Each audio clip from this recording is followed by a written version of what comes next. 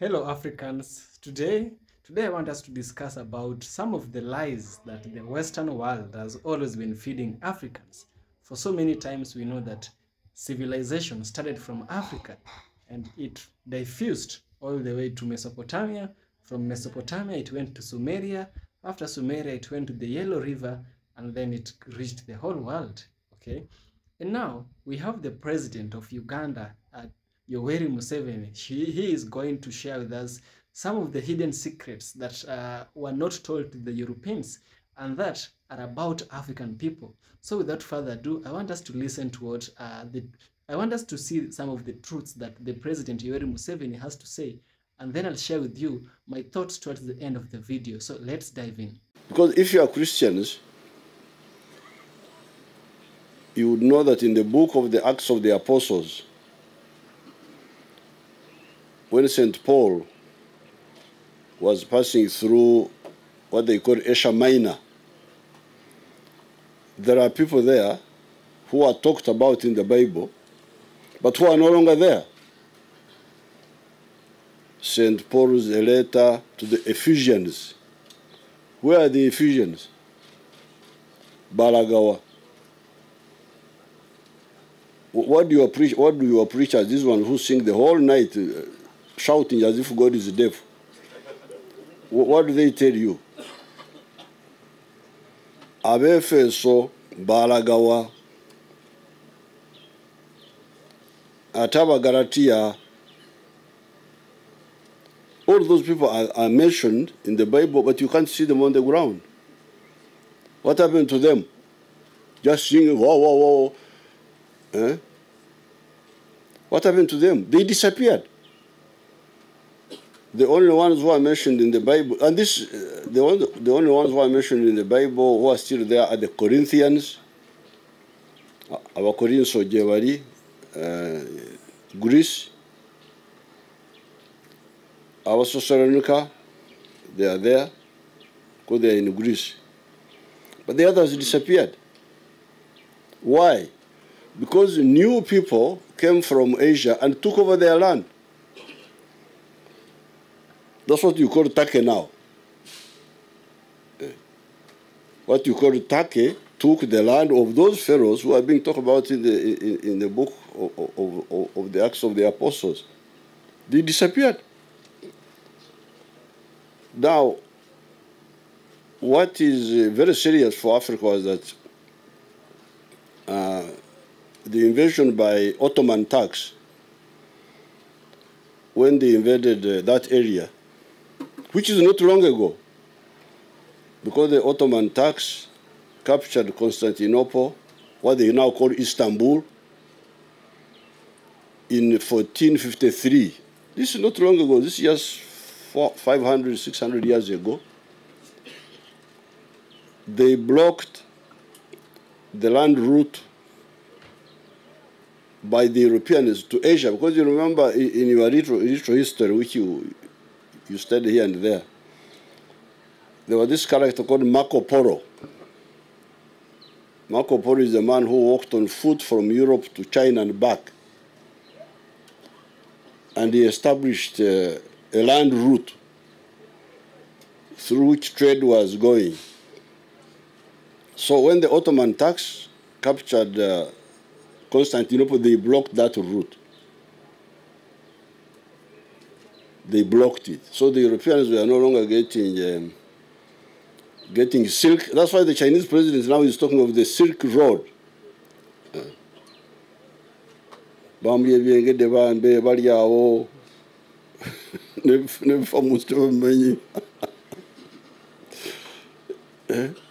So the Chinese president is trying to revive that old trade, the Silk Road, which was bringing silk and spices, especially from the East, because at that time the Europeans had no refrigeration.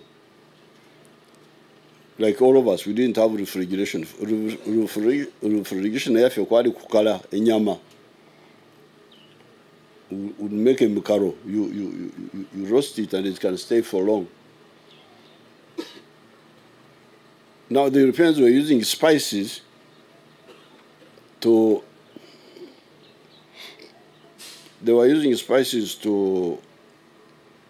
preserve food in winter. Now this was blocked. That's how the Europeans now started looking for another way to go to China without going through Istanbul, what they call Istanbul now. Remember, this was 1453. That's when the Ottoman Turks captured that place. And led by the Portuguese, they started looking for another route to the east. There was a man called Prince Henry, the navigator of Portugal. He's the one who started looking for ships, because at that time they didn't even have the ships which could go far. So they started looking for how to build new ships which could go a long distance in the water, looking for better sails, because at that time people were just using sails. They had no engine.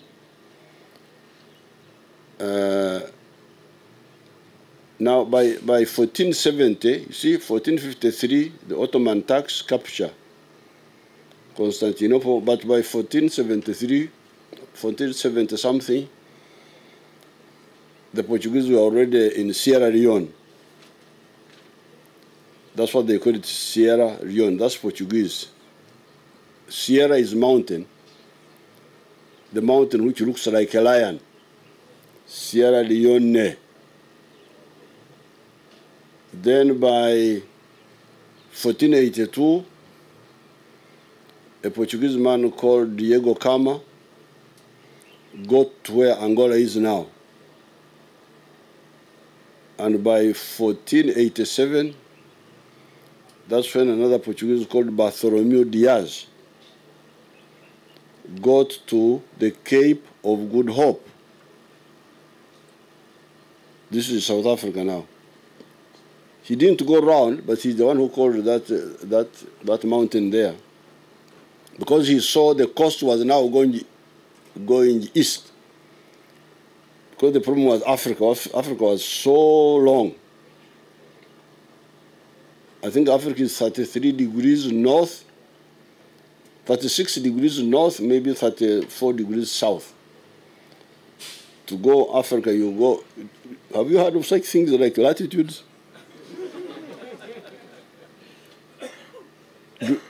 There are things like that. I don't know whether you know that. So to go across Africa, you have got latitude which are almost 80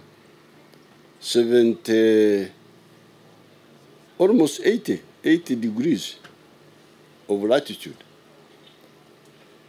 But Bartholomew Diaz, 1487, saw the coast was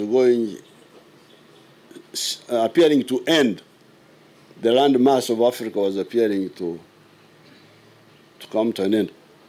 Then 1497, another Portuguese man called Vasco da Gama comes now, following what Bartholomew Diaz had done, and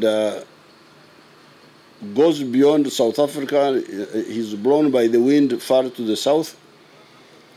But when the wind stops, he comes, and on Christmas Day, 1498, lands at a place called Natal. That's why he calls it Natal. Natal in Latin means to be born, natalis. So he landed there on Christmas Day, 1498. Now, that's where my problem with you pharaohs starts. With the Africans. Okay. Mwali wano mutamanya bwamwe, with your chiefs putting on monkey skins and running around. Fine, because you had no threat, you had no problem. With a lot of water, with a lot of things for primitive life, you could live thinking that you are living well, but because you had no pressure, you can go naked here. There's no problem. So, after listening to this, everything that the president Yoweri Museveni has said, it is safe and it is good to conclude that the country or the continent of Africa has such a very rich history. The Sierra Leone, West Africa, the Portuguese, the invasions. These people had discovered a sacred and a golden opportunity. And many Africans don't know this because it's long been hidden from the people of the continent of Africa. I'm telling you, you as an African, it's time to stand up. Civilization and human race started in Africa, and we have scientific evidence to support it because we have the savannah. The savannah was suitable for the coming up of the early man, and then we also have the pyramids of Egypt. If the European people were so strong enough, or if they were capable of carrying the bricks that made the pyramid to Europe, they would have, but they didn't. The pyramids are as old as the history of Africa. The history of Africa is even beyond that. So there's so much that is with the African people that we are not told. Recently, we've been seeing revelations being showed to us. We've been seeing the Black Jesus. I personally, I'm not certain of this, but we have truths coming out about Black people this, Black people that. There's a lot about Africa that Africans should rejoice. Africa is a place of wealth. We have the Congo. We have the Congo as a country. It's a very, very rich country, the Democratic Republic of Congo. It is this same Congo where we had the assassination of 10 million Africans. It is through these presidents such as Yoweri Museveni, old presidents, that we are able to learn some of these histories of Africa. This man has been old and so old to know some of the things that the early generations need to do so. In as much as Africans, we are looking for young leaders. What we are looking for is not really people who are young, but people who can be able to move Africa forward. We can have old people who are also able to move Africa ahead. That is what we have, and that is what we need. We have Yoweri Museveni, we have PLO Lumumba, we have Arikana Chihombori Kwao, we have Julius Malema, we have Nana Akufo-Addo, even though he has some problems. We have Mama Suluhu. These people are not of these generations. They are much older. They are not like me. Probably they are not like you. And as long as they have at best their interest, if their interest at heart is for Africans, then I guess that is what we all need right now.